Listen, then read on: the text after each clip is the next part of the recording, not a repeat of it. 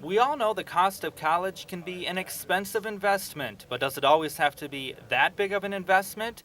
Professor of economics at South Dakota State University, Joseph Santos, says students need to set a boundary for how much money they borrow in loans and try to only use that money for tuition.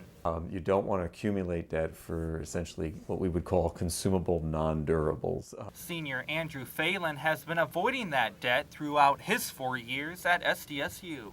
On the weekends, I do have a moving job. I try to help out my parents and make as much money as I can. And working is exactly what Santos recommends students do. He says there's no need to overwhelm yourself, but 10 to 20 hours a week will not only help students pay for their education, but will also teach them responsibility. It has a really interesting way of disciplining one's behavior, because if you have to work, which isn't a very fun activity, you recognize early that you're going to have to do this to pay off the debt at some point.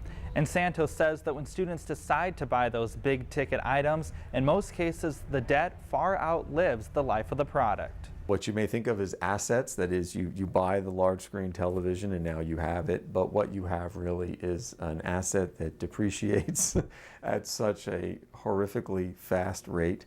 Santos says that the more debt you have, the more it will restrict your mobility and limit your options. I can't take that job, which probably has tremendous growth opportunity, but it's in an expensive city. And because of the debt payments I need to make, I can't afford the apartment. Well, there's an opportunity lost. So that's why it's smart to make good financial moves now. And Phelan is glad he did.